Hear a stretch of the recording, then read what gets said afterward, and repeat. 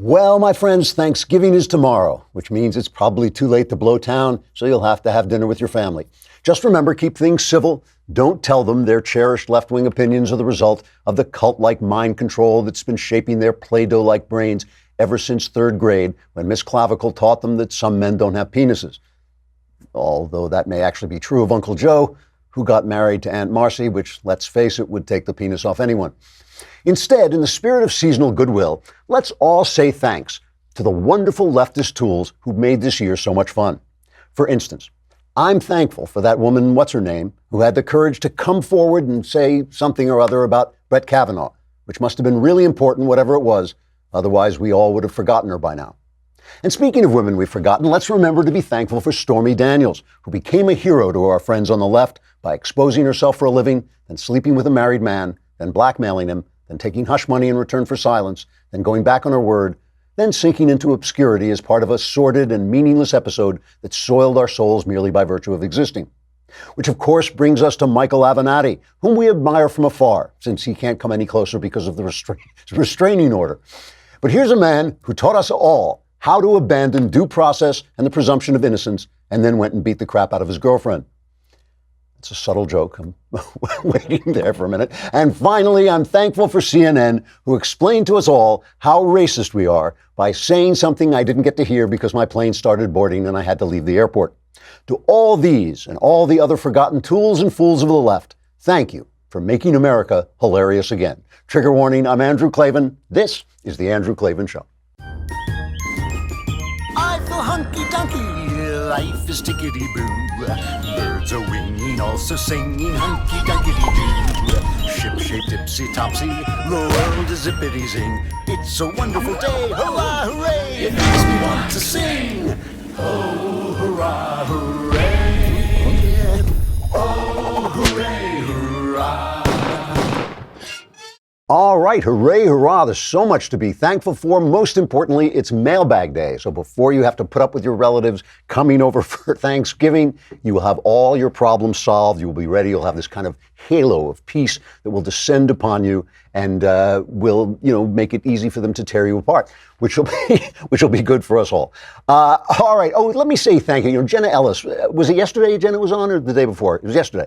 Jenna Ellis was on, and afterwards we had been joking on the show that we had an argument on messaging, which is not true. We had an intelligent discussion back and forth about libertarianism on our message apps. And during this thing, I had said, you ought to take a look and read my pamphlet, The Crisis in the Arts, which you can get for $1 on Amazon.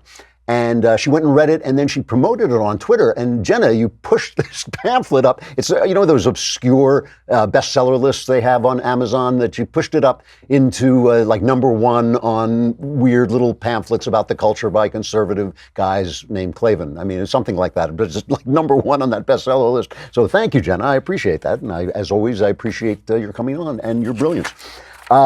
Now it is the holidays, and you know what that means. It means that you're going to be spending lots of money, and suddenly you'll wake up in debt, and Christmas will be over, and you'll just weep and weep and weep. But it doesn't have to be that way if you use Lightstream. With Lightstream, you can consolidate your high-interest credit card balances to a lower rate and save. It really is great, because the thing about a credit card, of course, if you don't read the small print, when it comes back, it's going to hit you with a huge interest level that will just take your life away. But Lightstream offers credit card consolidation loans from 6.14% APR with autopay. You got to use autopay, but you can compare that to the national average credit card interest rate of over 19% APR, which is absolutely crazy. So get a loan from $5,000 to $100,000, and you can even get your money as soon as the day you apply. My listeners can save even more with an additional interest rate discount. The only way to get this discount is to go to lightstream.com/Andrew.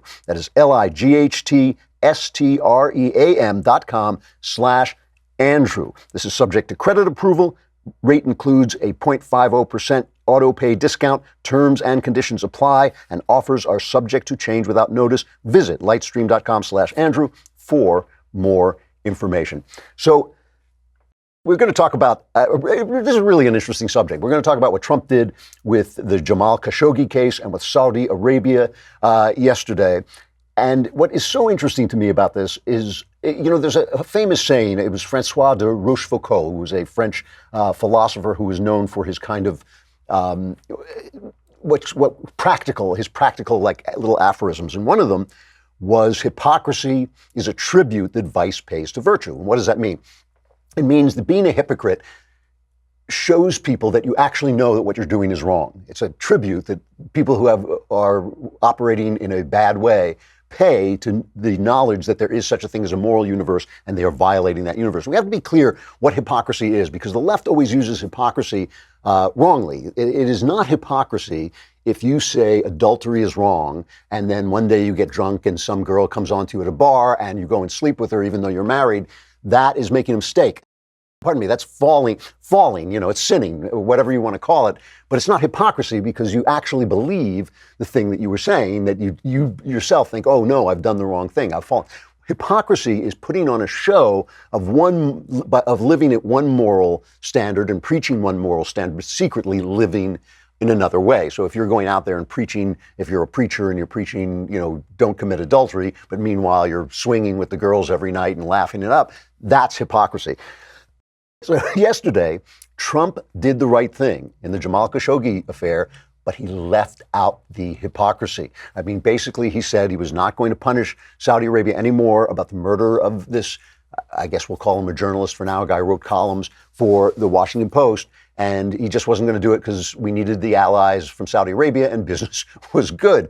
That's not the way you do it. You do it this way. Let me give an imitation of the way you're supposed to do this. American values and the violation and the moral, this kind of Abraham Lincoln, the truth we will stand by American, and then you go back to doing business with them. And that's the way it's supposed to be done. And that's the way most politicians do it.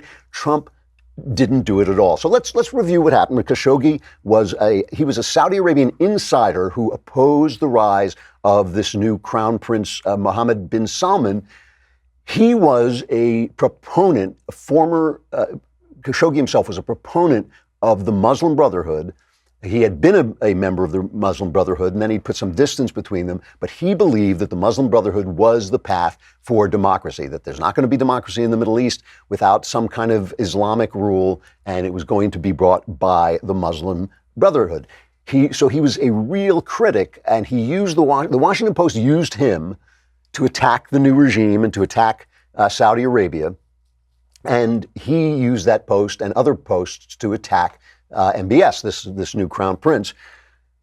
He was lured, I guess. I mean, it must have, I don't think it was just an accident that he suddenly found that in order to marry his Turkish girlfriend, he had to go to the Saudi consulate in, I guess it was in Istanbul. This hit team flew in, like out of a bad James Bond movie, apparently smothered him with a plastic bag and cut him to pieces, possibly at the same time. Vicious, vicious murder. All kinds of ramifications here. I mean, Turkey, that is opposed to Saudi Arabia because Turkey is making a power play in the Middle East, wants to rebuild the Ottoman Empire. They gathered all the information and spread it around. Obviously, we have made peace. Trump has wisely made peace with Saudi Arabia and a lot of deals with Saudi Arabia because he is trying to counteract the rise of Iran, which was spurred on by the idiots in the Obama administration. So he's trying to do that and make deals. And of course, Saudi Arabia is a big producer of oil. So Trump comes out and he basically says there are 17 people, members of the Saudi government, have been sanctioned. But the CIA has leaked to the press that they have a reasonable certainty. We don't know what that means, but they have leaked to the press that they have a reasonable certainty that the Crown Prince himself, MBS, ordered this hit on this guy. So basically, Donald Trump came out and he was doing his usual talk to the press out on the lawn. And he says, yeah, this is as far as we're going to go. This is cut number 2. They're buying hundreds of billions of dollars worth of things from this country. If I say we don't want to take your business, if I say we're going to cut it off, they will get the equipment, military equipment and other things from Russia and China. Russia and China would be very, very happy because right now we're doing very well against China. We're doing very well against everybody, including Russia. And I'm going to keep it that way. And I'm not going to tell a country that's spending hundreds of billions of dollars and has helped me do one thing very importantly, keep oil prices down so that they're not going to $100 and $150 a barrel. Right now, we have oil prices in great shape. I'm not going to destroy the world economy, and I'm not going to destroy the economy for our country by being foolish with Saudi Arabia. So I think the statement, wait a minute, I think the statement was pretty obvious what I said. It's about America first. It's like that's what they call saying the quiet part out loud. And that, like I said, that's any president would have done this. I'm not sure Obama was smart enough to do this, but any other president would have done exactly the same thing. But he would have first made that speech, American values and the violation, and there will be a stern reckoning, and I will face it, and I will in private meetings, and then he would have done exactly what Trump did, and Trump left that stuff out. He left out the hypocrisy. He issued this statement, which he obviously wrote himself because it's filled with exclamation points. Now, I always put exclamation points when I'm writing it to show that I'm joking about something, but he was actually using exclamation points. He starts, the world is a very dangerous place, exclamation point, then talks about the violations of Iran. He says the country of Iran is responsible for a bloody proxy war against Saudi Arabia in Yemen. This is an absolute human rights disaster in Yemen. We haven't really talked about that a lot, but we should. And Iranians have killed many Americans and other innocent people. The Iranians are absolute bad guys. And he says, Saudi Arabia would gladly withdraw from Yemen, and that's why I've negotiated all these things with him. And he says, here is what Trump says in his statement. And I want to put this in because I want to make sure a lot of people are saying he didn't say anything about this murder, and that's not true. He said the crime against Jamal Khashoggi was a terrible one and one that our country does not condone. Indeed, we have taken strong action against those already known to have participated in the murder. After great independent research, we now know many details of this horrible crime. We have already sanctioned 17 Saudis known to have been involved in the murder of Mr. Khashoggi and the disposal of his body. Representatives of Saudi Arabia say that Jamal Khashoggi was an enemy of the state and a member of the Muslim Brotherhood. But my decision is in no way based on that. That is an unacceptable and horrible. This is an unacceptable and horrible crime. King Salman and Crown Prince Mohammed bin Salman vigorously deny any knowledge of the planning or execution of the murder of Mr. Khashoggi. Our intelligence agencies continue to assess all information, but it could very well be that the Crown Prince had knowledge of this tragic event. Maybe he did, maybe he didn't, exclamation point. That being said, we may never know all of the facts surrounding the murder of Mr. Jamal Khashoggi, and in any case, our relationship is with the Kingdom of Saudi Arabia. And Mike Pompeo, Secretary of State, he made basically the same point. Let's listen to that. It's a mean, nasty world out there. The Middle East in particular, there are important American interests to keep the American people safe, to protect Americans, not only Americans who are here, but Americans who are traveling and working, doing business in the Middle East. It is the president's obligation, indeed the State Department's duty as well, to ensure that we adopt policies that further America's national security. So as the president said today, the United States will continue to have a relationship with the Kingdom of Saudi Arabia. They're an important partner of ours. We will do that with the Kingdom of Saudi Arabia, its people. That is the commitment that the president made today. So, I mean, basically he's saying these guys are thugs and mobsters, but we have to deal with them. We're not the law in that area. We're not the sheriff, and we're not going to clean them up. We got to deal with them. We got to do the best we can do to get the things that we want for our country. Again, where's the hypocrisy? We need some of that hypocrisy. It's a real question. I'm not just joking around. It is a real question whether or not Trump should have been a bit more of a hypocrite. It's very funny to me that everybody on the left is always complaining, he lies, and now they're complaining, oh, he told the truth. But maybe they have a point. So last night, I have to tell you, Knowles came over and Jonathan Hay, and we drank as we discussed the glory of God. We killed an entire bottle of whiskey, and I woke up this morning and I thought we should have used ZipRecruiter before we hired these guys. If we had used ZipRecruiter, we would not have these profligate, heavy drinking people coming over my house and destroying my expensive whiskey. If ZipRecruiter, you see, the thing about ZipRecruiter.com/dailywire is it has powerful matching technology which scans thousands of resumes, identifies people with the right skills, education, and experience for the job that you want to fill, and then it actively invites them to apply. So you don't have people like Knowles wandering in through the door. You get quality people with good habits who don't just, destroy your whiskey cabinet. And it's no wonder that ZipRecruiter is rated #1 by employers in the U.S. This rating comes from hiring sites on Trustpilot with over 1,000 reviews. Right now, my listeners can try ZipRecruiter for free at this exclusive web address, ZipRecruiter.com/dailywire. It's all one word. That's ZipRecruiter.com/dailywire. You know how to spell it, DAILYWIRE, ZipRecruiter.com/dailywire. Do not let Knowles happen to you. ZipRecruiter is the smartest way to hire. It was a great evening. I got to tell you, it was absolutely terrific conversation, but it should never have happened. And I'm deeply, deeply sorry to everybody concerned. So anyway, you know, the reaction from the left, right? I'm going to play one cut. I'm not going to go through all the press people like screaming and crying and weeping over the values of America that are being destroyed. But let's at least take Philip Mudd, my favorite guy. He's always got some kind of bathroom. This is one of the few statements he ever made without a bathroom metaphor. Oh no, he has a mirror in it, so maybe that's a bathroom metaphor. Usually he's talking about the toilet, but he's an ex-CIA guy on CNN. Here's his reaction. The story here is about a president for 22 months who said American values mean dealing with dictators in the Philippines or leadership in the Philippines that routinely murders people outside the courts. It means accepting people in places like Egypt and Turkey that imprison their opponents, that imprison journalists. It means saying I like Vladimir Putin when he sides with a dictator in Syria who uses chemical weapons against his own people. Let me be clear, Allison. America first for every American who wants to wake up on the day before Thanksgiving and give thanks for justice, for freedom, for a country under George Bush that said America first means aiding people in Africa with tens and hundreds of millions of dollars to fight AIDS. America first means forget about freedom, forget about justice. If there's a dictator we like who wants to imprison people and journalists, that's okay. It's not about the money. It's about what this shows about who America is. Look in the mirror. That's who we are. You know, I looked this guy up. I looked up his resume and it said he managed Iraq analysis at the CIA from 1999 to 2001. So he's the clown. He's the clown who told George W. Bush that they were getting weapons of mass destruction. When everybody was yelling, "Oh, Bush lied and people died," it was him. He's the guy. So now he's on TV telling us, lecturing us about our morality. The New York Times. Let's take a quick visit to Knucklehead Row, the op-ed page of the New York Times.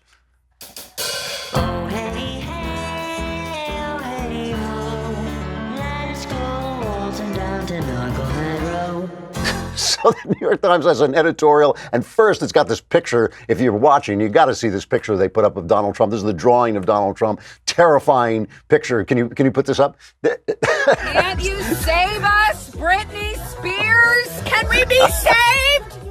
It's like, that's what comes into your mind when you see this picture. Can you save it? It's this dark picture of shadow of Donald Trump with I don't even know which is the shadow of a dictator. And it says Trump stands up for Saudi Arabian values. He disregarded the CIA's conclusions and American values in swallowing the Saudi version of the murder of journalist Jamal Khashoggi. As we read, he did not swallow it. He said, we may never know, but he didn't pin it on the prince. He says that Mr. Khashoggi was a resident of Virginia, though not an American citizen, and he was a columnist for an American newspaper, the Washington Post. It did not serve the safety of journalists or American abroad that President Trump could not summon even a modicum of lip service to condemn the abomination of dispatching a hit team equipped with a bone saw to throttle and dismember Mr. Khashoggi. But that's not true. He did pay lip service. That's what he did. And what they're calling for is more hypocrisy. They're saying we want more hypocrisy. Now, Let's be clear about this. Just because the left is wrong doesn't mean that Trump is right, and it doesn't mean that he's doing the right thing. But it does mean we do not have to listen to these clowns. These are the clowns who did absolutely nothing. They stood by as Obama sold this country to Iran, dumped money out of planes on platforms into Iran, one of the worst regimes in the world, responsible, swearing to wipe Israel off the face of the map, responsible for the deaths of many Americans, executions without number in their own country. He was dealing with them. He sold F-16s, I believe it was. Did I write this down? I believe, yeah, it was F-16s to Egypt after they were taken over by the Muslim Brotherhood, by Mohammed Morsi, and the guy who said that the Zionists are the descendants of apes and pigs. I mean, we do not have to listen to these guys. This is part of what we have to do. I mean, it's part of what we have to do in dealing with this incredibly vicious, vile region where Israel is the only bastion of any kind of democratic values whatsoever. At least Trump is doing it with the right people. At least he's making peace with people who might make peace with Israel, who might fend off the rise of Iran, who might oppose Iran. And, you know, again, this doesn't mean Trump is doing the right thing. I'm just saying that we do not have to listen to the left criticize it when it was revealed that Hillary Clinton had been taking $10 million from Saudi Arabia for that phony what foundation she and Bill ran. What the New York Times did then is they did the famous Republican pounce thing. You know, Republicans are pouncing on the idea that Saudi Arabia gave $10 million to the Clinton Foundation. Then the issue was that Republicans were pouncing on it, not the fact that she had been bought and paid for, essentially, by the Saudi Arabian regime. So all of this. Oh, and then the other thing, by the way, is letting Khashoggi off the hook for who he was. I mean, he's an agent of the Muslim Brotherhood. He may not have been a member of them after a while, but he was certainly speaking up for him. There was a journalist from Washington Post, Phil Rucker, the Washington Post White House bureau chief. He was on CNN, and he said Trump was, not only had he sold our values down the drain by not making the big, hypocritical speech, but he also slandered the guy. Listen to this. The other thing the president did in that statement is he maligned Jamal Khashoggi. He advanced baseless theories about him, conspiracies about him that have been pushed by the Saudi government. There is no evidence that he's a member of the Muslim Brotherhood. There is no evidence that he's enemy of the state, as the president advanced in that statement. Let me read you just a little clip of the last column that Khashoggi wrote for the Washington Post. The United States aversion to the Muslim Brotherhood, which is more apparent in the current Trump administration, is the root of a predicament across the entire Arab world. The eradication of the Muslim Brotherhood is nothing less than an abolition of democracy and a guarantee that Arabs will continue living under authoritarian and corrupt regimes. In turn, this will mean the continuation of the causes behind revolution, extremism, and refugees, all of which have affected the security of Europe and the rest of the world. Terrorism and the refugee crisis have changed the political mood in the West and brought the extreme right to prominence there. He was a spokesman and a defender of the Muslim Brotherhood. This is absolutely right. There's nothing wrong with what Trump did there. And then he's getting flack from the right, from Republican lawmakers. Rand Paul, who doesn't want to be nice to Saudi Arabia. He's got that Paul thing about we shouldn't be involved in the world at all. It's a kind of a crazy libertarian stance where, we let the world destroy itself, and one day you open the front door and there's the world outside in ashes waiting to attack you. So Marco Rubio said our foreign policy must be about promoting our national interest. It is in our national interest to defend human rights. And Jeff Flake, who he's like the Cory Booker of the right. He's like so bad at being the crusading Spartacus type. But he says great allies don't plot the murder of journalists, Mr. President. Great allies don't lure their own citizens into a trap and then kill them. I mean, the Soviet Union was our ally during World War II and did a lot worse than that. And of course, the one guy who kind of has been straightforward, Lindsey Graham, who hates this guy, hates MBS. Graham is a real hawk when it comes to this. He was on Sean Hannity's show, and he spoke very clearly about where he stood on this. I thought he made a certain amount of sense. Let's listen to this. I'm not talking about ending the relationship. Everything you said is true about the strategic nature of the relationship. But here's what I believe. Saudi Arabia needs us more than we need them. It's not too much to ask an ally not to butcher a guy in a consulate. This is not World War II, so I'm not going to look away at what MBS did. I think he did it. I think he's absolutely crazy about what he's done in the Mideast. The bottom line here is I care about the strategic relationship. I'm going to support Israel completely, but I'm not going to turn my back on this guy. We've got a historic opportunity here to tell the people in the Mideast there's a new sheriff in town. If you disrespect us and you trample over civilized norms, you're going to pay a price. If you want to keep MBS, that's your decision to make, Saudi Arabia. As long as you make that decision, you're going to have a hard time with me. If you want to replace him with somebody who's not crazy, that would be a good move. So that's Lindsey Graham talking straight talk. You know, I'm not going to destroy the relationship, but this guy, I don't like this guy. Trump can't do that because Trump perceives everything as a personal relationship and as a business relationship. He doesn't take criticism himself. He assumes that this guy is not going to take criticism, so he's not going to come out and quite say it, you know, that he's guilty. Here are a couple of questions, though, just to put the thing in perspective. And before I finish this, just to put the thing in perspective, this thing about ignoring the CIA, he didn't ignore the CIA. He ignored the people who leaked to the press from the CIA. Why are you, if you're in the CIA and you are spies and you're gathering secret information for the benefit of the president, why are you talking to the press? Why are you talking to the press? You're talking to the press because you're putting forward a political position. You are trying to make things happen. You're anti-Trump, probably. You're probably pro-globalism. You may be some of the pro-Iranian leftovers from the Obama administration.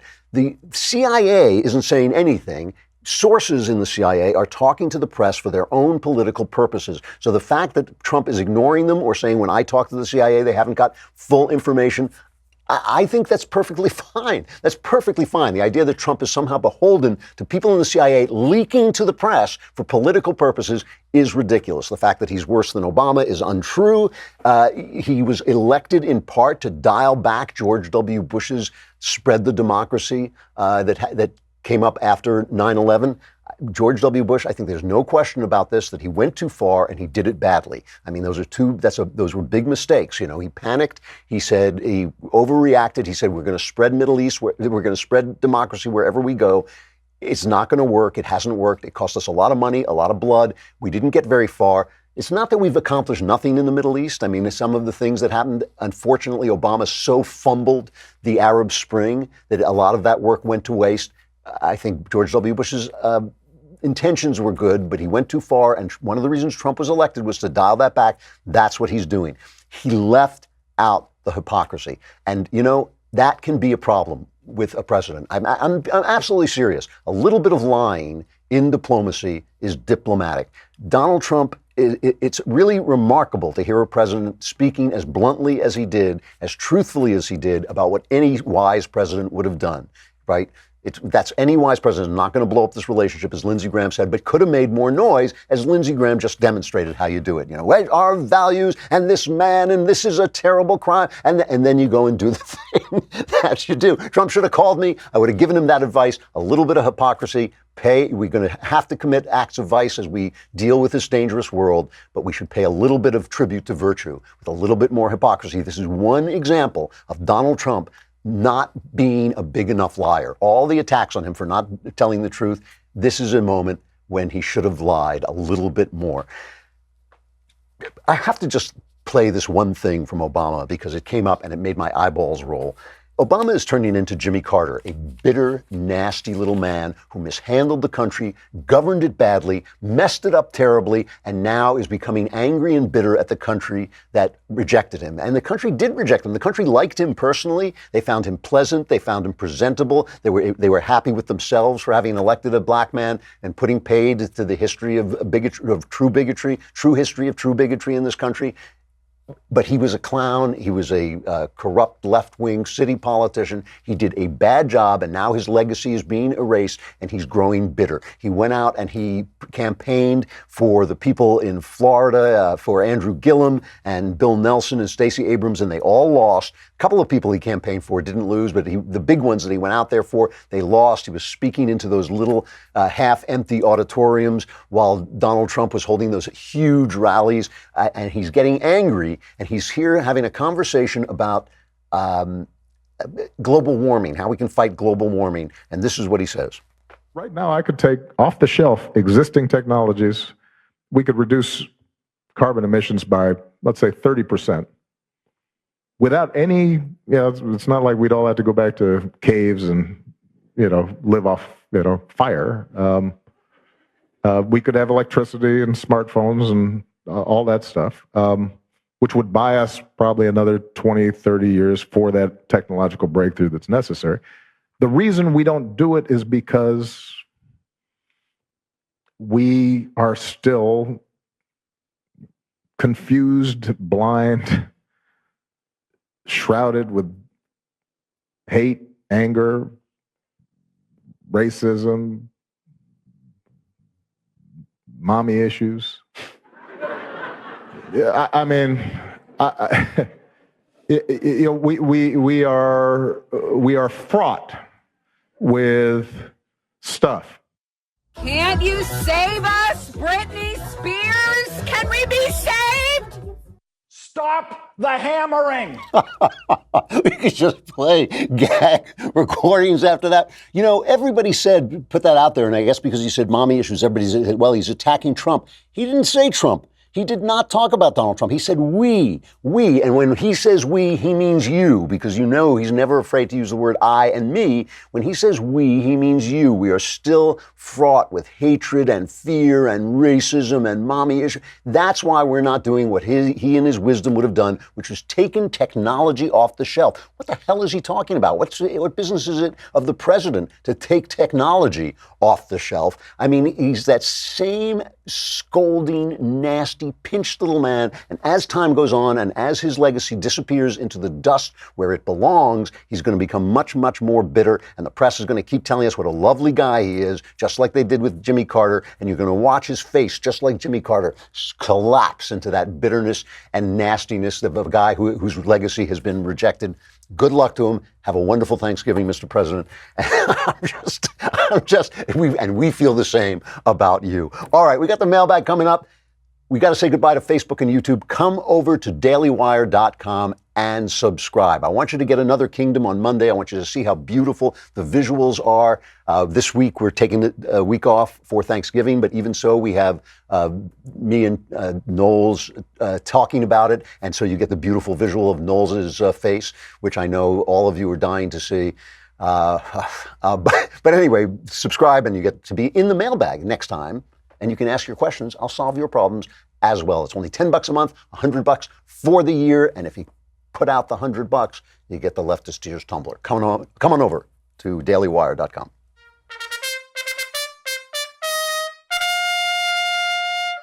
All right, mailbag. Woo! Yeah. The Thanksgiving mailbag from Anonymous. Hail, Clavanus Decimus Meridius, Commander of the Armies of the North. I'll just get right into it. I'm addicted to pornography and the action that often goes along with pornography. My wife knew this about me before we were married, but she didn't sign up for how it's been going. I told myself classic lies, like I'll be able to quit once we're married and I'll be able to quit once we have our first child. I'm a left-brained Catholic convert. But anyway, that is to say that I fully understand how wrong it is to act out on my addiction theologically, morally, physically, mentally. I go to Mass and confession weekly. I'm truly sorry, truly want to sin no more. I have been going to SA meetings, I guess that's Sex Addicts Anonymous, where I hear testimonies of what could happen to the life I have if I continue down this path of half measures and white knuckling, but continuing to relapse again and again. I look at my growing 2-year-old son. Oh man, and think of how I have to be his example of true manhood by showing him how to treat women and how to be strong in the face of challenge. But I am weak. How can I teach him how to tame the beast within himself if I have never mastered my own? Wow, that is, first of all, I'm sorry for your trouble. That is true trouble. You've got a true problem. I'm sure you're not even telling me how bad it is. I suspect this is a really, really bad addiction, an absolutely soul-destroying addiction, and you are going to have to bring everything you've got to defeat it, to fight it. This is going to be a tough battle. It is the fight of your life, but everything you say in this letter about the consequences is true, especially for your son. You are degrading yourself, you're degrading your mind, your imagination, and you are an addict, and like I said, I'm sure this is much, much worse than you are portraying it. I can tell just from the voice that you're speaking in. And it's great that you are in SA. That is the right thing to do. You got to do everything. You got to pull out all the stops to try and beat this. I'm not telling you can beat it. I don't even know. But like, you got to pull out all the stops. You got to be in therapy. My guess, just from what I know about psychology, my guess is that you have suffered a trauma in your youth. Probably having to do with sex, but maybe just having to do with your relationship with your father, something like that, where you are using this as a comfort mechanism and as a repetitive, when people suffer trauma, they do repetitive actions that kind of relive the trauma and re-ingrain it in the brain. It's a natural reaction. somehow you've got to get to what this trauma is and excise it if you can. Two things that I can think of is a real course of serious therapy with a trained psychologist or psychotherapist who won't drug you but will get down to the business at hand, that what it is that's started you out with this. It can do amazing things. It did amazing things in my life, and I think that that's something you should use. There's a kind of therapy specifically designed for trauma, which is called eye movement desensitization and reprocessing, EMDR therapy. And the benefits of it are that you don't have to explore your life so much. It works by manipulating your eyes in ways that are supposed to manipulate the brain. They've had some good success with it.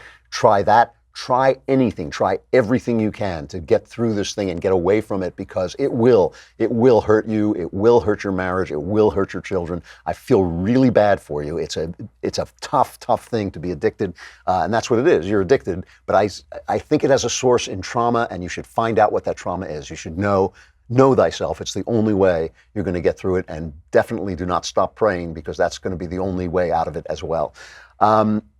From Nicholas, hi Andrew, how do you know when you found the right girl to settle down with? I always find myself feeling pangs of fear that I won't know, that there will be a fear of missing the right person if I make the wrong choice in the current moment. In other words, it's sad to belong to someone else when the right one comes along. I'd really appreciate advice. Your relationship and religious advice have always been helpful, even when others ask the questions. This is, if you're not currently in a relationship, if you're worried about this in the abstract, my advice would be stop worrying. This is one of the problems that goes away if you don't think about it. There aren't that many, but there are a few that go away if you don't think about it. The worry itself is the problem here, because I'm not going to tell you, it's not like a song, you'll know when your love comes along. But in the event when you meet somebody and you take the time to get to know them, and you don't run off on the first wave of infatuation, which usually lasts about 6 months, if you take some time to get to know them, find out whether you like them, find out whether you enter into harmful cycles of action when you're involved with her, which may stem from you or from her or from the relationship. And especially just find out that beyond the passion that you feel, the love that you feel, you like them, and you're friendly with them, as well as love them, then you'll feel that you are with the right one. I really do feel it's important to find the right person, but I do think also that it's not as hard as you think to know that you found the right person. As you get to know somebody over a period of time, and you give it time, for the relationship to develop, you'll start to think, yeah, this is going to work. This is going to work. And then, then you have to learn how to be in a marriage, which is a whole other question. But I would, for now, if you're not in a relationship, I just stop worrying about it. I just go out and meet some nice people. From Edward, question on writing fiction. Have you ever written anything on the craft of writing fiction? When questioned on the subject in interviews, you always give very useful advice. You once quipped in a show that the only secret you know is how to write an effective action scene. I am the best action writer in America. As your novels prove, you have indeed mastered this and other technical aspects of writing. I think there are a lot of us who would be interested in reading more from you on things like outlining a story, character development, good openings, and so on. If you yourself have not written anything like this, could you recommend something? I've never actually read a good book on writing. I've read good books about the craft of writing. Stephen King wrote a good book called On Writing that I enjoyed. It's funny. There is a tape of this somewhere. It's kind of a funny story. I once was asked to give a speech to a class, a writing workshop. And I never do this, but I agreed to it. I guess a friend asked me or something like this. And he said, all they want to know is, how do you get an agent? That's all they want to know. How do you get an agent? How do you get started? I said, fine. So a week before I'm supposed to give this speech, the pamphlet shows up. That's the syllabus of what speeches are going to be given. And it says, Andrew Klavan gives a master class on how to write a thriller. So I called the guy up and I said, what the hell, man? You said all I had to do was tell them how to find an agent. He said, that's all they want. Don't worry about it. Don't worry what it says in the book. Just tell them how to find an agent. That's all they'll care about. So I thought, well, no, I can't do that now. It says I'm going to give a master class on writing a thriller. So I put together a speech on how to write a thriller, and I started giving this speech, and I realized, had one of those moments in the middle of the speech where I realized I was on fire. I was giving a master class on how to write a thriller. It was some of the best. I was sitting there as I'm talking, thinking, man, I wish I'd heard this speech when I started out. I didn't have to learn all this stuff. I was telling them how to write action scenes, how to build suspense, how to build characters in suspense, how to match characters. I just thought, this is great. This is great. And I finished, and I thought, wow, these kids have really got something here. And a hand went up, and the guy said, how do you find an agent? So I thought, well, that was a waste of time. This thing is, it is on tape somewhere if you can find it, but I've never written anything about it. It is a subject. There is practical information that you can learn about writing, but in the end, the best thing you can do is read. And people always say to me, what book should I read? And I should tell them there are 100 books that you should read. The classics, read the classics, read the great books, read the books in your field, read the genre books that you want to write in, read. And so when people say, what book should I read? It's like, my answer is all of them. That's how you learn how to write. From Riley, dear Supreme Lord of the Multiverse, I have listened to your podcast every day for about 3 months, and I finally have a problem so large it requires your help. I'm a high school student, and I'm having trouble motivating myself to get my work done. I get depressed and lose any motivation I have. Whenever I get free time, I always try to use it to cheer myself up, which leads me to not getting my work done. The cycle then repeats itself all over again. I don't drink, but I do take medication for my doctor-diagnosed ADHD. If you have any advice on breaking or even just managing this cycle, I would greatly appreciate it. Thanks. You are my favorite Daily Wire podcast. Well, thank you. All right. First of all, let me say before I say anything else, I'm not a doctor, and you shouldn't do anything without consulting a doctor.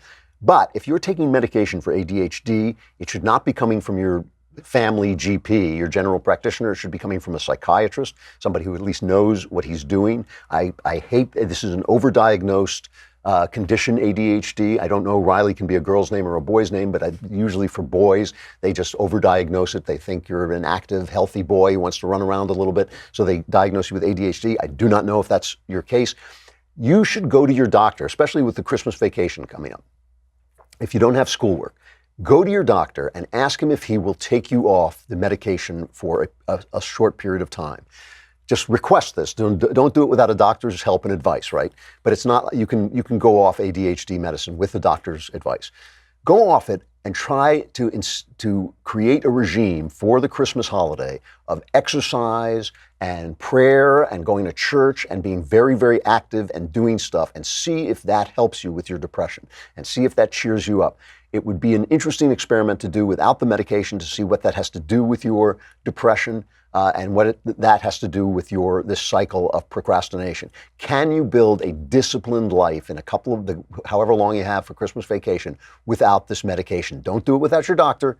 Don't do it without a doctor, but it should be a psychiatrist giving you this stuff, and then try and build a regime of discipline every day. Get up, exercise every day, jog, work out in the gym, write something if that's what you do, or whatever it is you do it.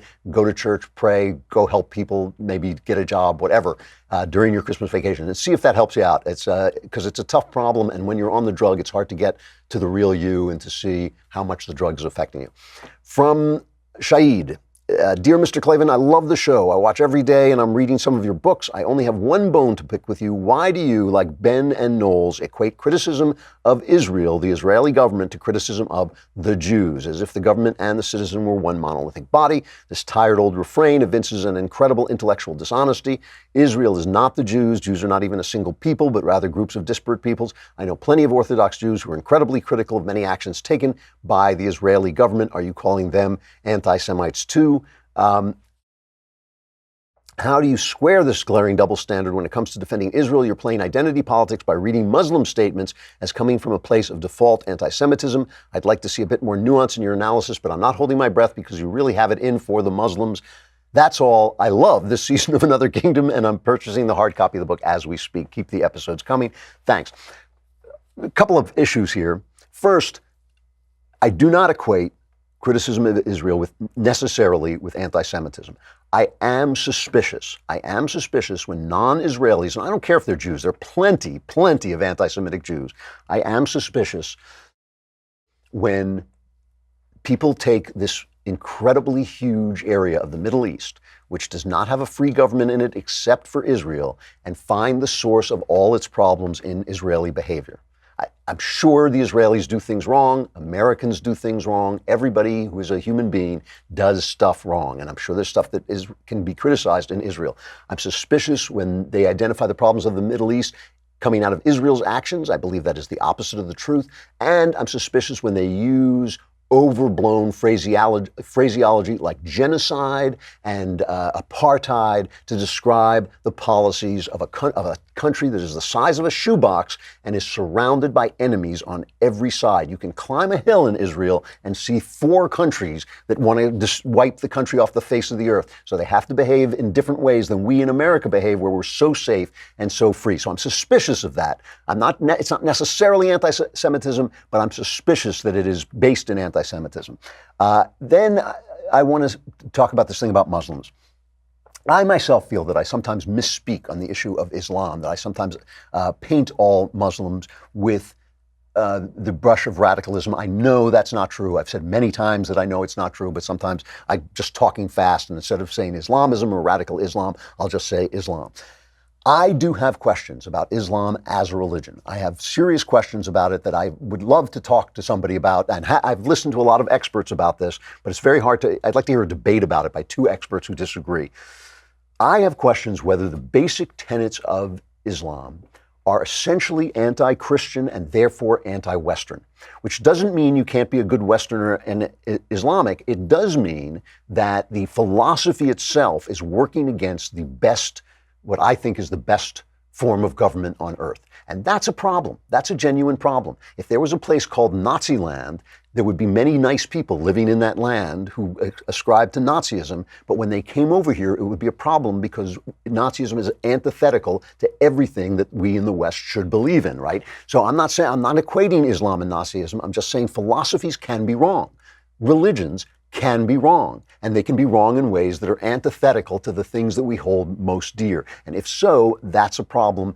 I have a problem with these 2 Muslim women going into Congress who are obviously anti-Semitic and who are anti-Western, as far as I can tell, and that is a problem. So I have questions about Islam. I have serious questions about it, but I know that there are many good Islamic people, many patriotic American Islamic people. I'm not saying that's not true. I'm simply talking about the philosophy itself. So, I'm willing to be educated, but I am somewhat educated. I've read the Quran. I've read a lot about it. And these questions remain. I worry about it. I wonder why every Islamic country is in a fight with not only the Muslim people in their countries, but with the non-Islamic countries on their borders. There's violence on the borders of Islam almost everywhere. And I think there's oppression in almost every Islamic country.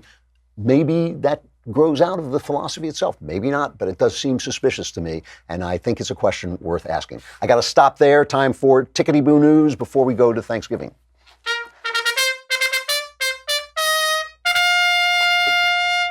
Hey, let me play this one little clip of a comedian named Jim Jeffries. He's from Australia. He comes on and he makes jokes about Trump and anti-American jokes all the time. And then he announced that he's becoming an American citizen. Here's the clip.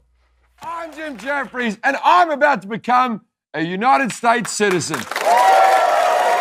Now, I know many of you are wondering, Jim, every Tuesday night you take a giant dump on America. Why would you want to become part of the problem? Well, it's for the same reason I date the women I date. You're large, you're fun, you're trashy, some parts of you are fake, and over 300 million people have been inside you. But deep down, I think there's something good in there. All right, fair enough, and welcome to the country. I'm glad you're a citizen. With Thanksgiving coming, I just want to talk for just a minute about the nature of gratitude, and it is one of the true problems I have with the left is the lack of gratitude. There's nothing wrong with being culture critical. There's nothing wrong with being critical of your own country. We should all be a little critical of our country and try to make it better. There's absolutely nothing wrong with that. The absence of gratitude changes everything. There's a review of Michelle Obama's. I was talking to Knowles about this. Michelle Obama, who I admire. She worked herself up from a very modest beginnings, has good working class values, became First Lady of the United States. Her lack of gratitude is appalling. And somebody reviewing her book, Angie Thomas, the author of The Hate You Give, has a headline in Time magazine: Michelle Obama's Becoming is a book America needs from a woman it does not yet deserve. Let me tell you something, sister. This country not only deserves Michelle Obama, this country made Michelle Obama. There is no Michelle Obama without this country. If you don't start with gratitude, you do not know what you've got. You are living in seriously the greatest, freest country on earth. You're living in the center of freedom. You're living in the center of wisdom and prosperity, political wisdom and prosperity on earth. You lucked out. You won the lottery of life. And it changed to know that and to wake up with that gratitude changes everything. Every day is a gift, and every day you're here is a gift with a ribbon on it. And that's why I look at people like Colin Kaepernick, the guy who started, the quarterback who started the kneeling thing, and he says, oh, I'm not going to kneel for the flag of a country that oppresses me. Listen, it's not like I feel like you fall into being a quarterback. I understand how hard people work to hone their talent. It's a beautiful thing. One of the reasons I love sports is I love watching young people who have taken the talent God gave them and made it into something fantastic. But listen, you're in a system that allowed you to do that too. You're in a system that rewards you copiously for doing it. A little bit of gratitude to the fans, to the flag you play under, a little bit of gratitude changes everything. I feel the same way about the feminists. I'm happy that women have more choices. I truly am. A little bit of gratitude to the men who built the world you live in, who gave you every piece of technology you have. Just a little bit of thank you, sir, for all the women you took care of all the times you brought home the bacon, of all the roofs you put over the heads of all the children.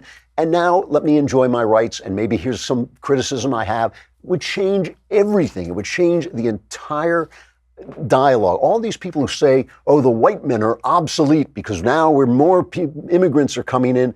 How about starting with this? How about thank you, white men, for building this country that we all want to live in? How about thank you, white men, for creating a philosophy that includes us, that says, yeah, you can come in if you just adopt this philosophy of freedom? How about beginning there? How about thank you, Christianity, for creating the moral wisdom that I am using to protest the things that I don't like? If you just started there, the conversation between the right and the left would change utterly. The college students who protest, who are the luckiest kids on earth, who will probably live to be 150, who may end their careers on Mars, who are going to see things that I'll never live to see, that are so amazing and so beautiful. How about just a little bit of, hey, God, thanks for putting me here instead of the year 1200 where I'd be dead by 35. You know, it just changes everything. So in this Thanksgiving, how about starting with that? How about starting with that? That maybe your enemies are really your friends. Maybe the things you hate so much and criticize so much are things you should be grateful for. It's true on the right as well, but I think it would change the conversation entirely if we heard it a little bit from guys like Barack Obama instead of how full of hate and full of racism we are. How about thanks for elevating me, a black man without much experience, to the highest office in the land? How about starting there and then saying, yes, and now I have some criticism. Nothing wrong with criticizing your country. There's nothing wrong with being a strong proponent of your party. But how about beginning with thanks for the ability we have to do that, to have this fight, to move forward together as Americans? Have a beautiful Thanksgiving. It's going to be a long Klavanless weekend, but those of you who survive will be back here on Monday. I'm Andrew Klavan. This is The Andrew Klavan Show.